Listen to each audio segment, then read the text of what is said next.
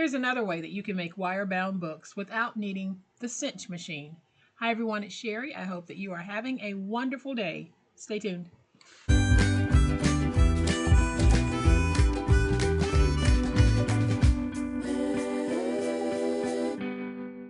Welcome to my channel, friends. Thank you so much for being here today. I truly appreciate it. I enjoy the time that we get to spend together. Welcome to my channel, friends. Thank you so much for being here today. I know you're busy, so let's hop right into today's project. We are going to be making this adorable wire-bound book, and I'm going to show you how you can do it using the cinch coils, but you don't need to have the cinch machine to be able to do it. So I'm going to flip to my overhead camera to give you a closer look at this book, but y'all know what time it is. It's time to make it. All right, y'all, so here's a closer look at what we're going to be doing today.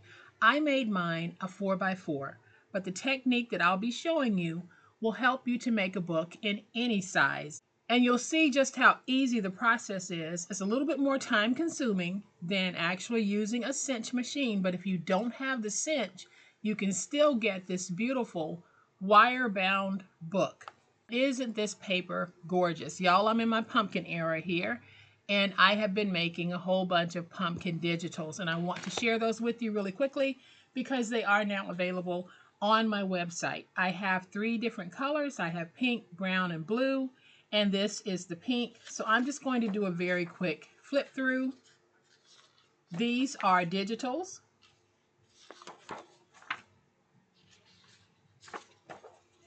And you can adjust the sizing up or down if you need to. And all will come with at least 2 background pages. So there are 7 images per color. And this is the blue.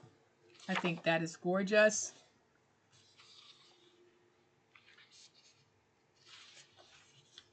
Isn't that pretty? Love it. Background page, leaf page. And then here's the brown. A brown floral page, the large pumpkin graphic, pumpkins and florals on the same page, my beautiful leaf page, background page, and background page. Now these are available right now on my website. And y'all, I'm running a special. So make sure that when you go out to my website, you're looking at the combo package if you're interested in getting all 3 patterns, because if you put all 3 in your cart separately, you're going to pay the full price for all 3. But when you put that combo pack in your cart, you're going to have that discounted rate. So make sure that if you want all 3, you select the combo option. So I'm going to work with my pink pumpkins again today. And this time I think I'm going to use these 2. So what I have here are 2 pieces of 8.5 by 11 because I'll be doing the wraparound method on both the front cover as well as the back cover. So we're going to go ahead and add tape to these pieces of chipboard that are 4x4. And like I said, with this project, it is really a process project, and you can upsize this however you want. You can use an 8.5 by 11 to create yours. You'll just need to add more holes. So I have my tape on both pieces. I'm going to bring in 1 piece, and again, y'all, I am using 4x4 chipboard, and I'm going to place this down because I want to try to get that pumpkin on the front. Then I'll go ahead and take this piece, and we're going to place it here. And now I'm going to use my stylus to go around all 4 sides to get a nice crease going. So I am scoring into the paper. And the process that we're doing here, y'all, is not the quickest way to make a book such as what we're going to be making. The quickest way really is to use the cinch. But if you don't have the cinch, you should be able to make these books as well. And that is what I'm showing today. So I am just going to fold over, fold fold over, and fold over. Like that. Let's do the same thing with this one. Let's fold over on those folds that we made.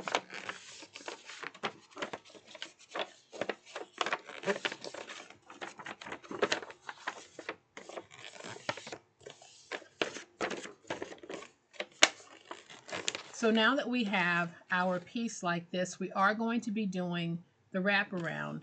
So what I'm going to do is I am just going to angle here,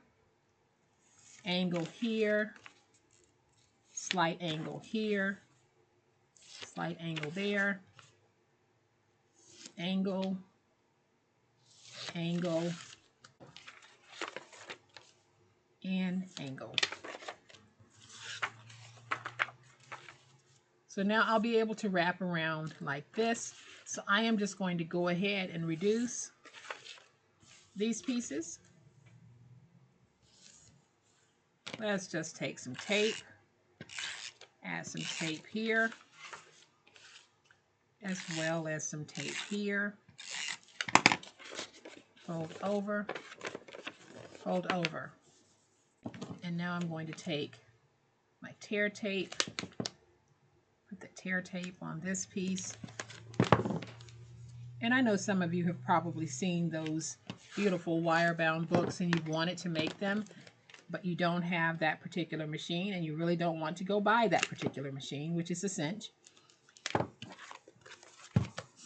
Why not try this and see if it's something that you might want to do? So I am just going to add some tape here and some tape here.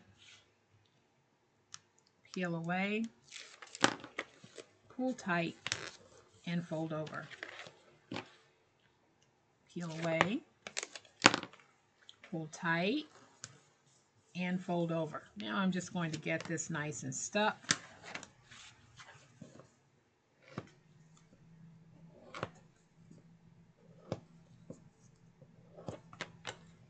Like that. And I also think I'm going to zoom in a little bit more. And now we'll do this one. So I am just going to angle, angle, basically angling on all four sides. So angle,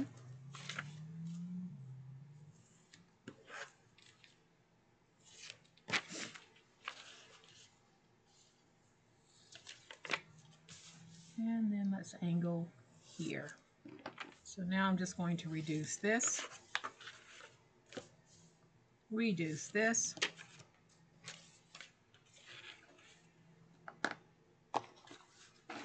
let's add some tape on these two pieces, this end and this end.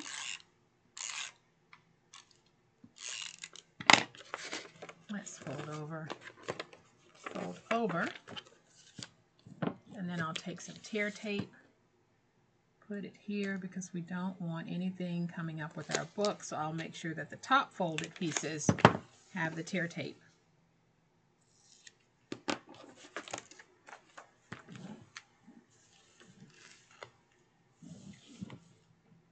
And then we'll do it here as well.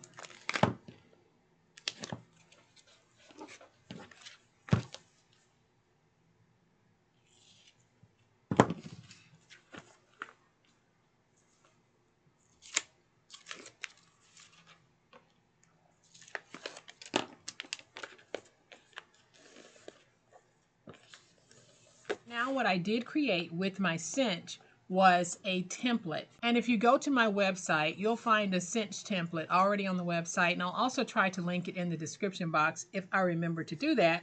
And I hope I will. But it will help you to align your holes no matter the size that you're working with. So I created this as a 4x4.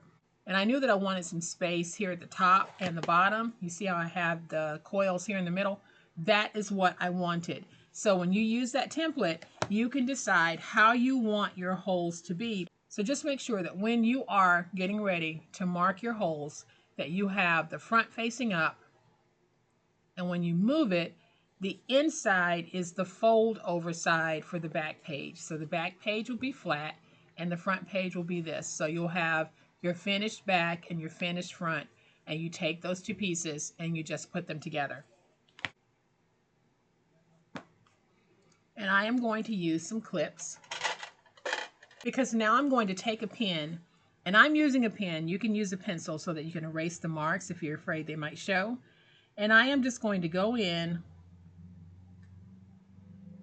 and just make my template on the cover piece. So when I take away this piece, you can see that I have my holes, and I'll do the same thing with this piece. And that is why I said this is not the same as using the cinch. You'll have the same result, but it's not as easy as that cinch. And when I make books like this as a gift, I do use my cinch. But this is a way you can do it without having a cinch.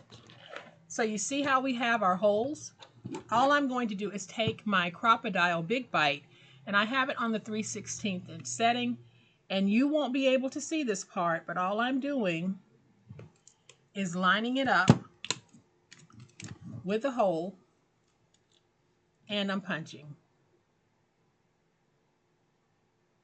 So yes, this is the part that is a little bit involved.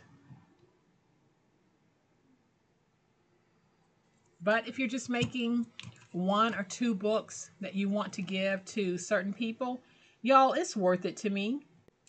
Line everything up and punch. And you might have one of those bookbinding punches. That might be helpful for this as well. So I am just going to punch this last one. So you see how I now have my holes. I'm going to go ahead and do this one. And I'll be right back. All right, y'all, so I have punched the holes in my front cover. I have the holes in my back cover. I now have covers for my book. So what I have here is a whole bunch of 4x4, just regular copier paper. And I am going to take this, and I'm going to do this 6 sheets at a time. So I'm just going to take my template, put my template on, and clip, and then I'm just going to make my mark.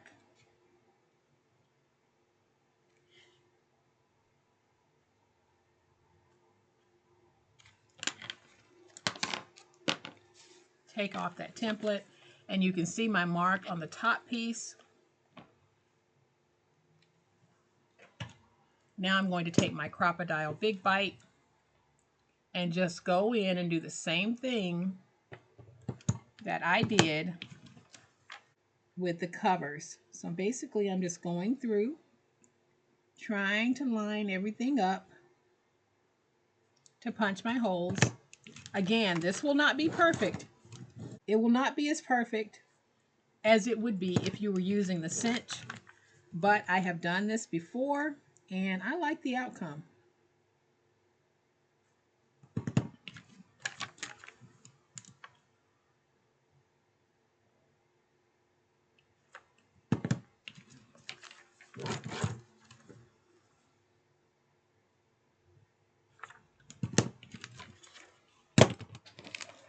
And y'all, that is all you do to get your holes. So again, the template will be on my website and you can adjust it to however many holes you need for the project that you're making.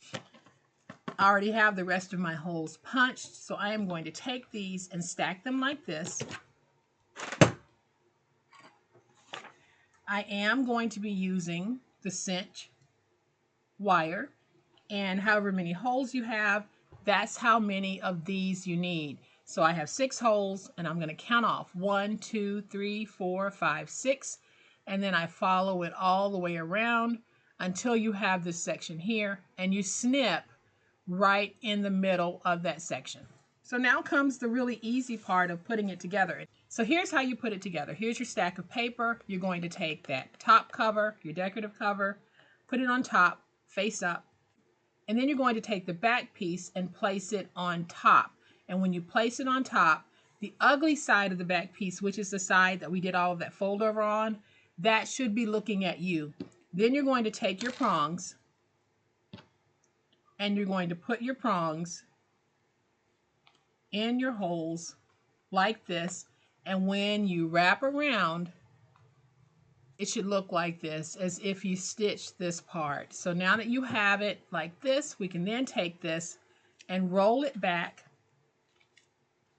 to the center like this. And then we close each one of these by hand. So I'm just going to take this and squeeze it in just a little bit. I'm not closing it completely. Then I'll do the one next to it and try to match it with that one. Do this one and try to match it. And then we just keep doing the others. I always start in the center. And these wires are very, very easy to squeeze. So we have it like that, but we need to close it even more so that the papers will not come out. So I'll go back to that center one and squeeze until it's practically touching this. Squeeze this, squeeze this. And just keep squeezing until you have them closed. And if you happen to notice that you have any gaps where you think your paper might slip through, go ahead and give it another squeeze. So now we can take this piece, and remember how we said we wanted it to look like it was sewn in right there? We want that piece there, and now we can fold over, and we have our second little book without using a cinch machine. We used the cinch wire, we used the cinch template, but we didn't need the actual machine. So again, the template is a free downloadable on my website. I am just going to take one of my little word sayings from this book that I absolutely love, y'all. And I'm going to take this one because I really do like it. And it says, creativity takes courage. And I am just going to put this right here on my little book. And y'all, just like that, I have two very professional looking books that I made without needing to use the cinch to punch my holes. So if you don't have the cinch and you want to make a quick little book, try this method and see if it's going to work for you. Again, free downloadable of the template on my website, and those beautiful papers are now available on my website as well. So I'll have it linked in the description box below. So for those of you who might not want to or might not be able to invest in the cinch, you can definitely make these books as I've just demonstrated. So I hope that you have enjoyed today's fun project on how we can make beautiful wire-bound books without having a wire binding system. If you have enjoyed this video, and I certainly hope that you have, please hit the like button. If you're not a subscriber to my channel, all day, every day, this is what we do, and this is how we do it. We're taking the mystery out of paper crafting. So I would love to have you subscribe. Hit the subscribe button and make sure you hit the notification bell so that you will know when I upload a new video. As always, my beautiful handcrafty friends, please be safe, be kind, and be the reason someone smiles today. Happy crafting, and we'll chat later. Bye.